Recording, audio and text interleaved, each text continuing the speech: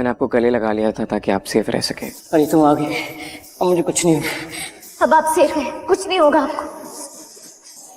और उसके बाद फाइनली जब मैं बेहोश हो गया था तब आपने मुझे चेस्ट पंप करके उठाने की कोशिश की थी। और अभी एक्चुअली अभी वक्त नहीं है ना ये सब चीजें याद करने का।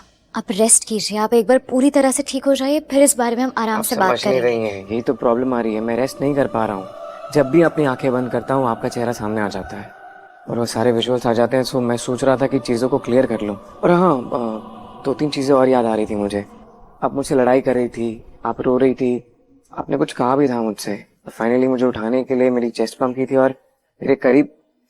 आप बोलिए ना प्लीज, आप बताएंगे चीजें तो ज्यादा अच्छे से क्लियर हो जाएंगी, बिकॉज मुझे सब कुछ धुंधला धुंधला सा याद है। प्लीज बताइए ना क्या हुआ था, क्लियर कर दीजिए ताकि मुझे भी चैन आए और सबको समझ में आ जाए कि आपने क्या कुछ नहीं किया मुझे बचाने के लिए। देखिए, आपको जो कुछ भी याद आ रहा है ना, उसमें से कुछ चीजें सच में हुई हैं और कुछ चीजें बस आपकी इमेजिनेशन है। एक भ्रम समझ लीजिए बस, और कुछ नहीं। Are you sure? Sanju, thank God तुम ठीक हो। पता है, मुझे बहुत खुशी हो रही है तुम्हें ऐसे सही सलामत देखकर। और ये सारा क्रेडिट पार्वती को जाता है। पार्वती तुम्हें मेरे लिए बचाकर लाई है। पता है, पार्वती ने मुझसे प्रॉमिस किया था कि ये तुम्हें बचाकर ले आएगी और हमारी शादी करवाएगी। और देखो, इसने अपना वादा निभाया।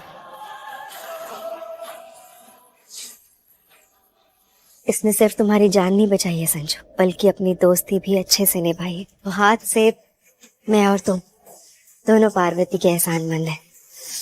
चलो ठीक है, फाइनली सब कुछ ठीक हो गया है और सब सेफ है। तो ये सब जो कुछ भी हुआ है उसे पूरा सपना समझ के भूल जाते हैं।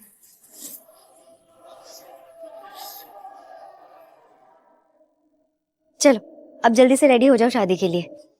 अब एक्चुअली तुमने ना ये कपड़े चेंज कर लेने चाहिए, ये अच्छे नहीं लग रहे, खराब हो गए हैं। तब तक मैं बाकी की तैयारियां देख लेती हूँ। लेकिन और कपड़े कहाँ मेरे पास? तुम फिक्र मत करो, मैं भिजवाती हूँ ना।